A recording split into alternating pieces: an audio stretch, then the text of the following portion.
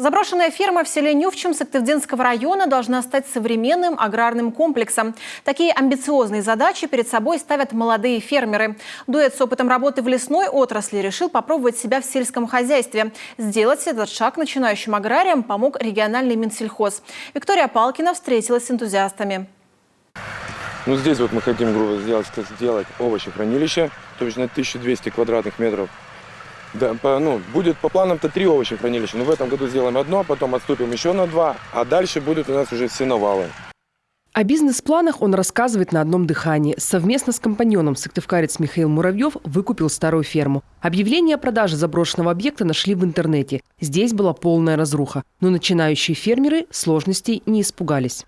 Приехали, посмотрели, влюбились в эти места и вот решили попробовать. Взяли сами вот поначалу, вот второй год уже мы здесь, 3-й вот сейчас пошел. Потихоньку вот сначала делали заборы, в том году все восстанавливали, жилье для работников делали, бани. В этом году вот решили уже вот серьезной стройкой заняться. Свое хозяйство будут развивать сразу в 2 направлениях – выращивать овощи и разводить мясные породы коров. От регионального Минсельхоза получили поддержку – 23 миллиона рублей. Денег должно хватить и на строительство овощехранилища, и на покупку поголовья, и на новую технику. Пока готовят площадку под будущий объект. Чуть меньше 5 дней понадобилось на то, чтобы раскорчевать лесную зону. Благо, здесь песок. Конечно, помогает. Не болото же. Была бы болото, то тонул бы здесь. А так нет. Нормально. В этом году аграрии планируют привести в порядок и сельхозземли. Их не использовали больше 20 лет. Когда-то на месте заброшенной фермы было преуспевающее хозяйство.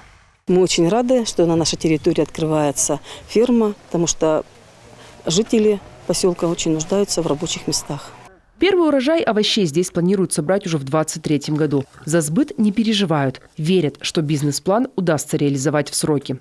В этом году помощь от регионального Минсельхоза получат еще 6 фермерских хозяйств из Карткировского, Усыльмского и Скуломского районов. Аграриям выдадут гранты на 40 миллионов рублей. Виктория Палкина, Олег Юшков, телеканал Юрган, Сыктывдинский район.